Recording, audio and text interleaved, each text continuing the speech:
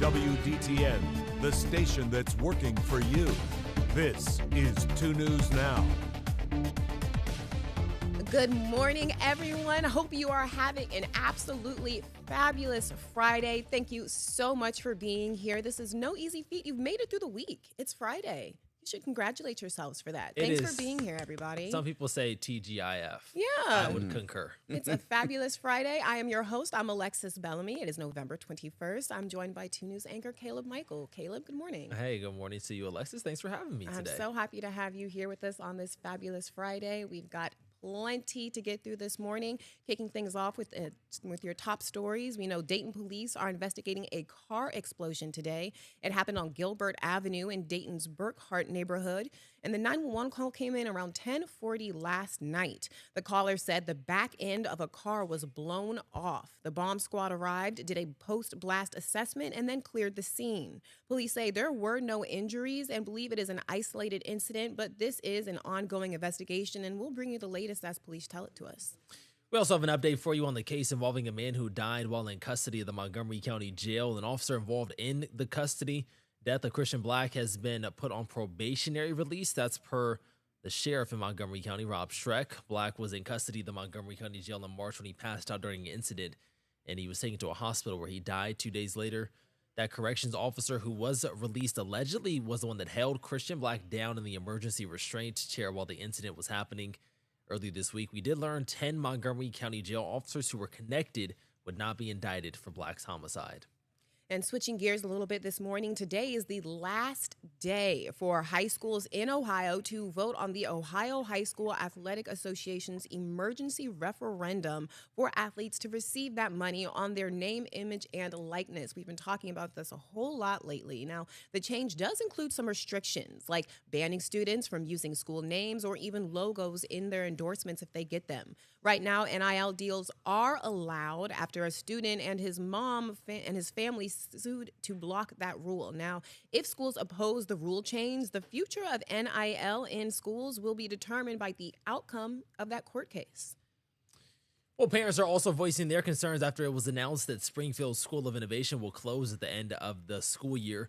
The announcement was made by the Springfield City School District. In a release sent by the school district to 2 News, the main reason behind the announcement was because of budget constraints tied to state funding.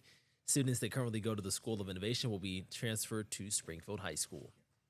And we have new images this morning of the UPS plane crash in Louisville, Kentucky. Take a look at this. It's showing the left engine and the left pylon separating from that left wing. And these pictures have been released by the National Transportation Safety Board. The 6 images were released as part of that preliminary investigation report into that November 4th crash, which killed 14 people. Now, you may remember when this story first broke, this video was everywhere. It was just shared nonstop. And it really is something to take a look at. You can see just something different every time you take a look. Yeah, every time I see a different angle of this crash, it's just shocking. You'll watch this truck here in a second kind of peel out.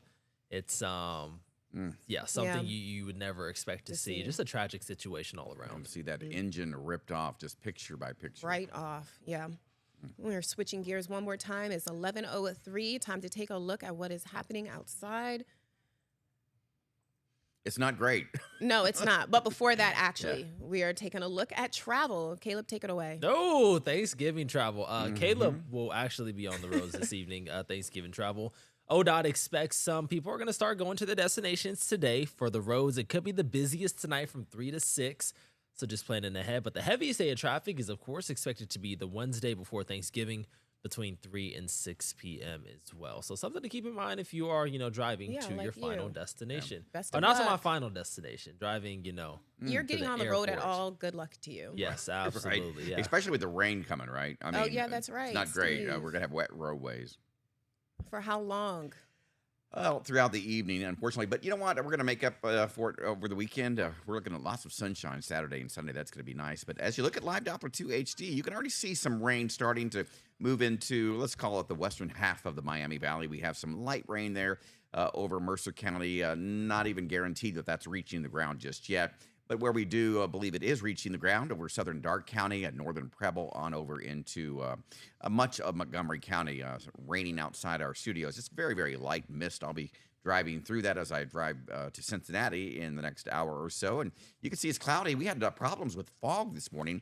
The National Weather Service issued a fog advisory for much of the Miami Valley. We had visibilities down around a quarter of a mile, even an eighth of a mile in some areas. And there's a sneak peek of that 7-day forecast that wasn't supposed to pop up right now, but hey, it's a nice teaser. Look at Thanksgiving there on Thursday. It's going to be kind of chilly then. But until then, not bad. And enjoy the weekend, guys. I'll have more coming up in just a few minutes. I'm happy as long as the fog is making its way out. That was absolutely, yeah. It was really rough this morning. Yeah, it was really crazy. So I'm happy seeing that's gone. the day high, the high for the day starting in the digit in a 3. It's not. Don't love that. No, I don't like that. It's either. that time of the year. But we'll make our way through it. Thank you for that. Thanks, Steve. All right. Well, new information this morning. The city of Middletown is actually restarting those utility bills. Payments have been paused due to a cybersecurity incident. That happened in August. Residents will be expected to pay an estimated 1-month bill plus 25%, and that's starting next month. The added charge will go to paying for utilities used when the bills did not go out. City leaders hope to resume meter readings and traditional billings very soon. That brings us to our react to that question. I'm so excited this morning, you guys. Take a look. I don't know if you guys know what this is. This is part of my question. This is my prop for this morning, which is, are you guys seeing Wicked for Good? Right? It's out. I know a lot of people probably went to go see it last night or even the night before, but I know tonight is the big one, and I want to know if you guys are planning to see it. So, Caleb, okay, are you going to go and see Wicked for Good? I will. Not by my 100% personal choice. It doesn't matter. The question was, are you going to go see it? And you said yes. I will be there. Are you going to see it? I am. And I was supposed to go and see it with my sister, which I think were your plans. I thought the question was just, are you seeing it or not? But you started very negatively, like you didn't want to go and see it. Okay. I want to go and see it. I'm going to go and see it tonight, and I could not be more excited. All right. You guys just can't wait. We are going to turn. Oh, don't forget to scan that QR code and weigh in. We want to know if you guys are going to go see Wicked for Good, if you're excited as I am. Alrighty, we are turning now, moving ahead to what is happening today. We know it's been more than 3 weeks since Hurricane Melissa devastated parts of Jamaica and other islands. Now people there are starting to slowly rebuild their lives and get back to normal. 2 News reporter Avery Feldman has been talking to 2 Dayton locals, actually, who are on the ground in Jamaica and helping people really just do just that and look to the future. Avery, good morning. Good morning. So what have you learned from the people who are down there right now, really trying to help people rebuild their lives? Yeah, they have been spending the week rebuilding. They've been focusing on roofs and for community centers and churches as well. Yeah, you're looking at some of just the damage in the rebuilding process kind of get underway in this video on our screen here. Avery, have they mentioned how long they plan to be down in Jamaica helping? Yeah, they plan on staying until Saturday, so until tomorrow, and then their organization sends a different group out from that Saturday afternoon till the next Saturday, and then they keep on rotating groups for months until they can get they can clean up.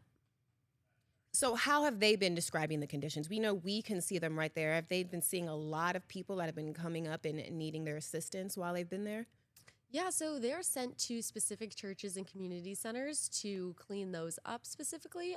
But throughout the streets and the roads, they said there's very large potholes like extending to the other side of the road. They said there's trees everywhere. As you can see in the video, they're all over the ground.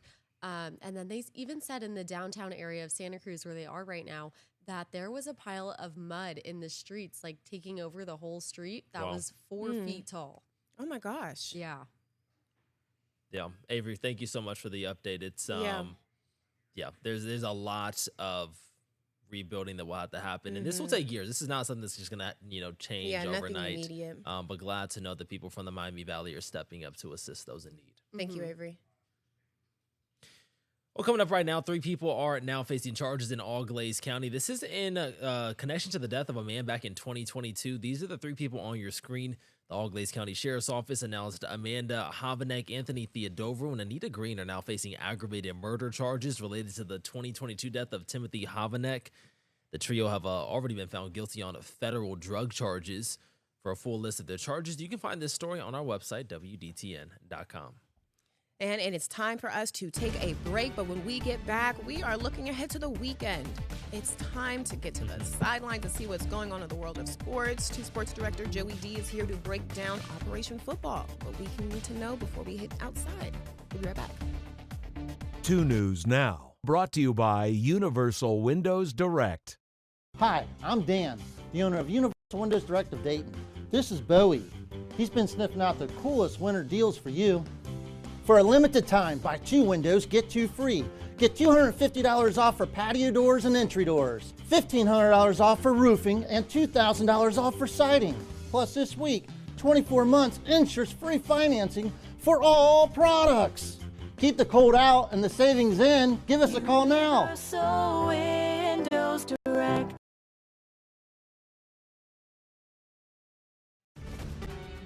And we're back. Your time now is 11:12. We are going to move and take a look at our Olympic cam now. We are just continuing with our countdown to the Olympics. We are 77 days away from the Winter Olympics. Looking forward to that torch being lit on February 6th. It will stay lit through the 22nd. Again, you're taking a live look at our Olympic cam, showing you downtown Milan. We know that's where those games are going to be played next year.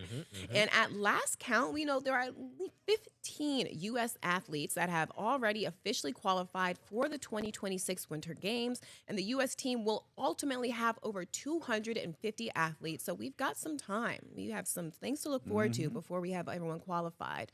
So make sure that when the games do finally roll around, you can catch them on WDTN. You have plenty to look forward to. All right, well, turning to some international news as we get a look on our weather here in just a sec. The Indonesian government issued a level 4 alert for this. It's the highest kind for the Mount Semeru volcano after a large eruption on Wednesday. We're seeing that plume go into the air. The eruption sent a plume of hot ash, smoke, and gas more than 6,000 feet into the sky and triggered a series of pyroclastic flows. Yeah. Footage posted on the country's channel, the YouTube page, actually shows a tower of ash looming over Mount Semeru. The Board of Disaster Management did advise tourists and locals not to carry out any activities in the area, understandably so. As the risk of eruption, avalanche, and earthquakes. This is I love the contrast between the smoke and the ash and just how lush and beautiful and green that is. I think volcanoes are fascinating. They are. Yeah. Air quality there. Terrifying at the same time. Air Gosh, quality look how looks great quickly there. It just comes up. Right. Yeah, I can't imagine seeing anything like that in real life. Yeah. Wow. And it also, I mean, it pretty much just takes over the entire sky at that point once that plume goes up. Literally just split in half. Yeah, when Mount St. Helens erupted, I believe it was back in 1980, that you talked about the pyroclastic flow. That's really what did all the damage. It just, knocked down forest and everything and killed, obviously, a lot of people there in Mount St. Helens there in Oregon. Yeah, like I said, it's fascinating, terrifying at the to same look time at. because of just how catastrophic the destruction And how can quick. be. But what about us, Steve? What are we up against here at Well, home? no volcanoes today, but we are going to see some rainfall. In fact, we're seeing some right now on Live Doppler 2 HD. It does extend there over parts of Mercer County, Darke County, seeing some light rain. And it will be generally light as we head throughout the day, not looking at any lightning or thunder or any heavy rain pockets at all. So just generally some light rain there. And as you see here on the satellite and the radar, the expanded radar look, that rain, this is just the beginning of it. It extends all the way back through Indiana, Illinois, Missouri. You can see that warm front just to our south. That will slowly lift northward, but it never lifts north of the Miami Valley. So we're going to kind of stay in somewhat cooler than normal air today, mid to upper 40s, maybe 50 if we are lucky. A look at the rainfall forecast. Not a lot of the rain. We're talking about 1/4 of an inch in many areas, maybe a little less to the north, and maybe slightly more than 1/4 of an inch as you head over the southern Miami Valley. We had a lot of fog out there this morning, and still a little bit of fog. Visibilities have improved a whole bunch. But as you can see, temperature-wise, 44 degrees, and the dew point at 43. And when those are very close together, you have a high relative humidity. So that relative humidity right now at 96%. It was at 100% with that fog early this morning. Temperature-wise, pretty uniform around the area, 43 in Urbana, and then up to as warm as 46 in many areas. So here's future track as we head through the afternoon hours. The rain will continue to become a little more widespread and overspread, I think, the entire Miami Valley as we head throughout the day. Here we are tonight at 8 o'clock, still seeing some rain, and that will start to wind down as we get into the overnight hours. And tomorrow, on Saturday, we're going to see a good deal of sunshine, so that will be nice. It will start off just cloudy, but quickly we'll break out into that sunshine, and then we'll see lots of sunshine there during the day there on Sunday. Today, 50 degrees for the high. That rain developing, and then tonight we're going to drop down to 41, evening rain, but it will taper off late. And then tomorrow, 51 degrees with increasing sunshine. And here's the 7-day forecast. We talked about the weekend looking good. Monday looks great, getting close to 60. Our next chance of rain will be on Tuesday. And then as we skip ahead to Thanksgiving, a bit of a cool down for the holiday, only 39 there next Thursday. That is something. But I will say, when the sun was just over Dayton, that just looked really nice. I'll just enjoy that. It was like just perfectly centered on Makes me happy, Dayton. Yeah, right? it's a time of the year to bundle up, and on Thanksgiving, hopefully people are able to get some warm food in them and stay indoors. Yeah, and stay inside. What are you doing outside on Thanksgiving? Right. I mean, but that's Gotta be in for with anyone. family. Sure, exactly. Thanks, Steve. Thanks, Steve. All right, moving on. A new lawsuit accuses Roblox, the world's most downloaded online game, it really is, of failing to protect a young Ohio boy from online sexual predator. The suit says the boy from Cayuga County was threatened and coerced into sending explicit images, and the predator also sent images to him through the platform. The family alleges Roblox was negligent and didn't do enough to prevent this from happening. Roblox says it can't comment on ongoing litigation, but that child safety is a top priority for them. The next hearing is set for December 4th. Have to keep our eye on that, definitely. Well, Black Panther star Chadwick Boseman now has a star on the Hollywood Walk of Fame. This has been some time coming. I kept my eye on this. Yeah. Now, this comes 5 years after the actor died from colon cancer. His widow was joined by Viola Davis and director Ryan Coogler for a ceremony. Boseman starred as Jackie Robinson in 42, James Brown, and Get On Up, and joined the Marvel Cinematic Universe and Captain America Civil War, of course, Can't forget. as a Black Panther, Wakanda forever, always. And they didn't mention it, but Viola Davis was there. She did Ma Rainey's Black Bottom, and I think that was one of my favorite movies from him. It's very cool to see, his former co-stars, and I'm sure Yeah. friends in that capacity were there to be there for the very momentous occasion. Just remember and honor him. Very nice. Well, we are looking ahead to the weekend. Oh my gosh, tonight high school football is back. We know a lot of teams are looking to make the playoffs. We want to know exactly what we can expect this weekend. We're joined by two sports director, Joey D. Joey, good morning. What is going on? What can you tell us? All right, we are going to Hey, Alex. Oh, there. Okay. Hey, Joey. Hey, Alexis. Hey, Caleb. How you guys doing? Hey, good, man.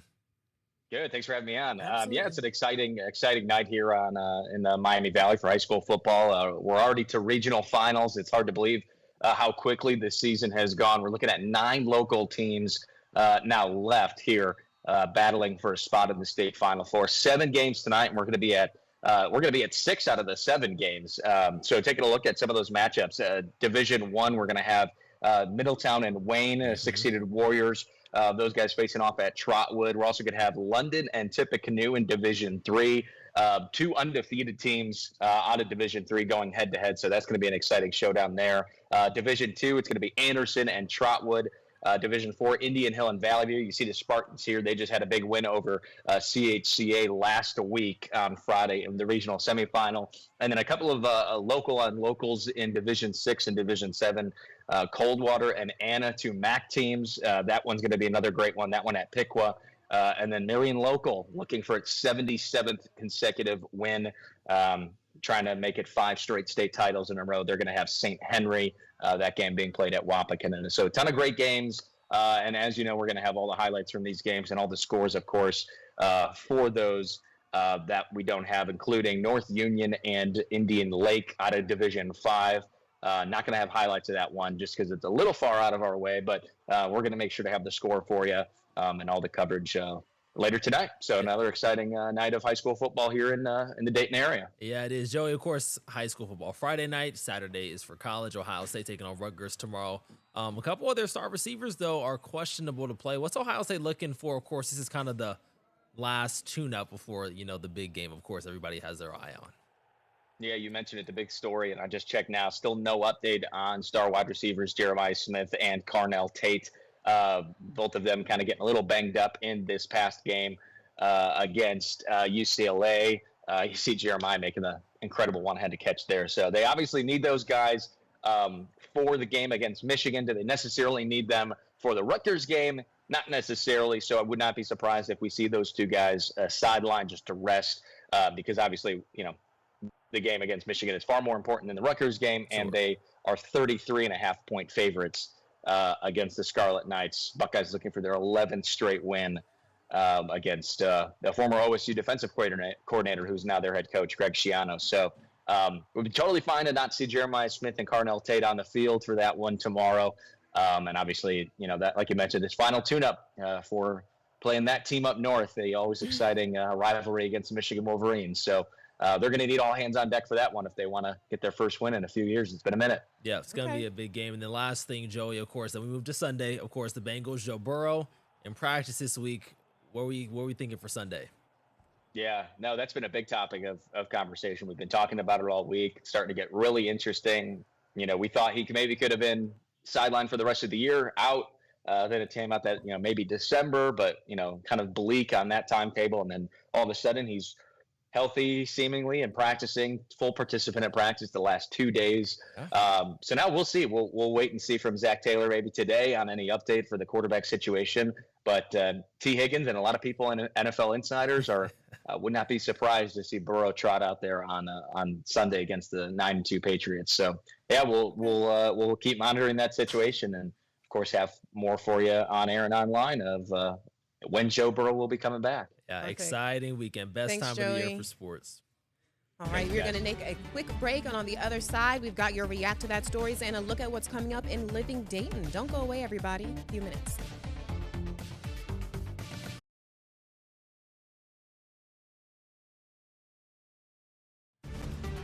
Welcome back, everyone. Of course, it's that time of the show. We want to hear from you. Our React to That question today. Are you guys going to see Wicked this weekend? Have you already seen it? Are you excited? Please tell me about it. We have a few of those responses for you here this morning. Let's take a look.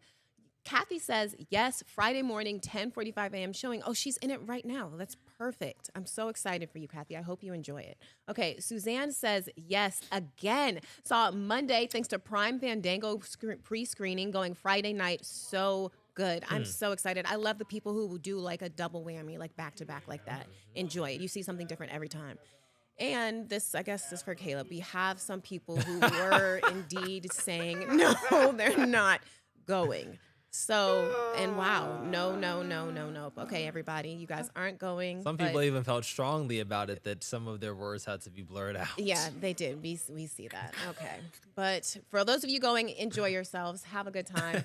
So, moving right along here, take a look at this. We want to hear about what is coming up in Living Dayton. There's plenty of ways to get involved during the holidays. There's a turkey trot, but there's also another fun activity, another holiday-themed activity you guys can do today. Yeah, that's right. And We Care Arts is going to stop by today and tell us about their annual cookie walk. It's their 14th year doing this. And also tell us a little bit about what to expect at Santa's workshop. So very excited for that. And we have a fur baby possibly coming in Yes, today we do. Well. It's Friday. So our pet of the week will be here.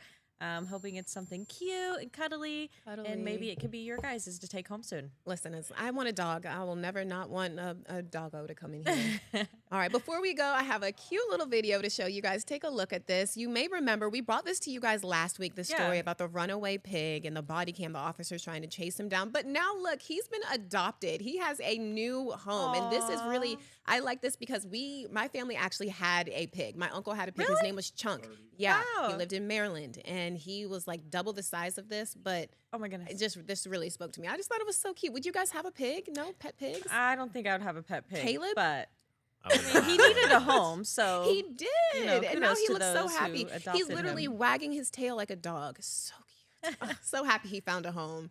You guys, thank you so much for being with me on this beautiful Friday. Please go enjoy Wicked. Caleb's going to go enjoy Wicked. I'm going to go and see it. Everyone have a great weekend. We'll see you guys back here on Monday. Have a good night.